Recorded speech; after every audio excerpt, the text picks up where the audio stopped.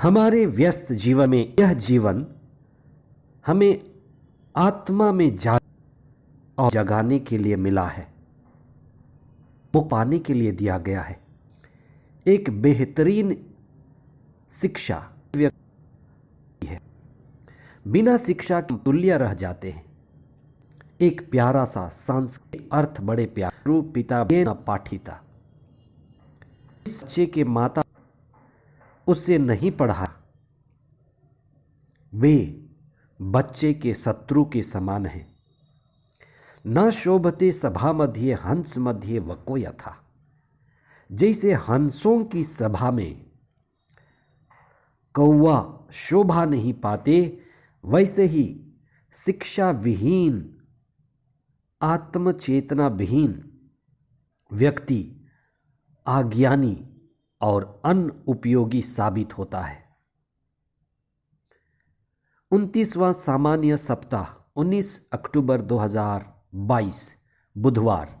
पहला पाठ एफेसियों के नाम संत पौलुस का पत्र अध्याय 3 पद संख्याएं 2 से 12 तक और संत लूकस का सुसमाचार अध्याय 12 पद संख्याएं 39 से 48 तक। शिक्षा का सूरज ही हमारे अंदर, हमारी आत्मा में प्रकाश लाता है और हमें आत्मा और चेतना का बोध कराता है।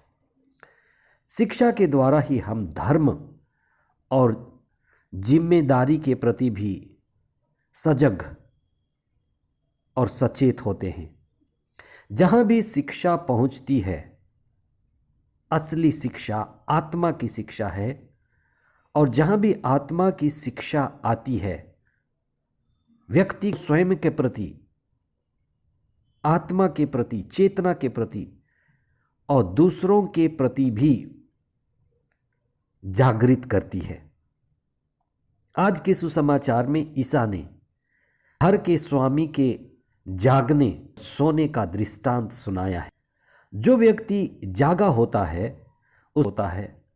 उसका जीवन, उसका परिवार, उसकी धन संपत्ति सब सुरक्षित रहते हैं, पर जो सो जाता है वह खोज लूट है। दृष्टांत बिना आत्मा का लूट को क्या लाभ यदि वह सारा संसार कमा ले लेकिन अपनी आत्मा गंवा दे, आत्मा में लुट जाए। आत्मिक भाषा में, आध्यात्मिक भाषा में सो जाने का अर्थ है आत्मा के अज्ञानता में सो जाना, धर्म के प्रति अज्ञानता में सो जाना, जिम्मेदारी के प्रति अज्ञानता में सो जाना। जागा हुआ व्यक्ति ही असली ज्ञानी कहा जा सकता है। जागा हुआ व्यक्ति ही धार्मिक भी होगा। जागा हुआ व्यक्ति ही, चाहे वो देश का, समाज का जिम्मेदार व्यक्ति होगा। जो ज्ञान में जागा है, शिक्षा में जागा है, धर्म में जागा है, वह आत्मा में भी जागा होगा और चेतना में भी जागा होगा। वह सजग रहेगा और वही जिम्मेदार भी बनेगा। दृष्टांत में घर के स्वामी द्वारा घर की सुरक्षा आत्मा की सुरक्षा है। हमारा शरीर ही घर है, हमारा मन ही घर है। ये संसार और ये सांसारिक परिस्थितियां ही हमारी घर है और इस घर में रहने वाली हमारी आत्मा है। आत्मा ही वह अमूल्य निधि है। इसलिए इस जीवन को जीते हुए, इस संसार में रहते हुए हम आत्मा का ज्ञान पाएं, आत्मा में जागें। इसी को हम आत्मबोध या आत्मज्ञान या आत्मा का ज्ञान कहते हैं। हर एक व्यक्ति को अपने आत्मा को जगाने की जरूरत है। हर एक व्यक्ति को शिक्षा की ऊंचाई अपनी आत्मा को पाने की जरूरत है। इसी को हम प्रकाशना कहते हैं, आत्मबोध कहते हैं, आत्मज्ञान कहते हैं।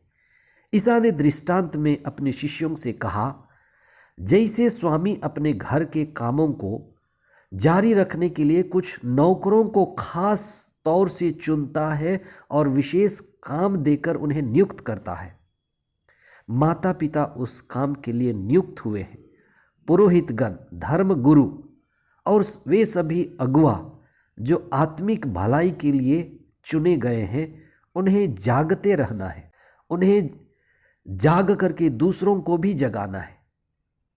स्वयं ही आत्मा में और प्रार्थना में सजग और होश में रहकर दूसरों को भी सजग और होश में रखना है।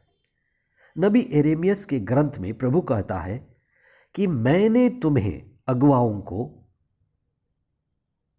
मेरे लोगों का पहरेदार, जगाने वाला, संतरी नियुक्त किया है। इसलिए जो जगाने वाले हैं वे जागते रहें, सोने से बचे, होश में रहें, और जब वे अपना कार्य करेंगे तो लोग भी जागेंगे। और लोगों का जागना, समाज का जागना, आत्मिक होना ही ईश्वर का राज्य का आना है। जब अगुवे स्वयं बेहोश होंगे तो वे दंड के भागी होंगे। बेहोशी ही उनका दुख है और उनके द्वारा दूसरे भी गहरे दुख और पीड़ा भोगेंगे। आइए हम प्रार्थना करें। हे सर्वशक्तिमान ईश्वर, धन्यवाद देते हैं तेरे पुत्र ईसा के लिए जो इस दुनिया में हमें जगाने के लिए आए। उन सभी संतों के लिए, महात्माओं के लिए, नबियों के लिए जो हमें आत्मिक रूप से हिलाने, जगाने और हमें आत्मा का बोध कराने के लिए आए। धर्मशास्त्र के द्वारा हम आत्मज्ञान में बढ़ें। प्रार्थना के द्वारा और ध्यान, मनन, चिंतन के द्वारा हम आत्मिक चेतना और आत्मा के बोध और धर्म में बढ़े, धार्मिक बने और सच्चे तौर पर जिम्मेदार बने। आमीन।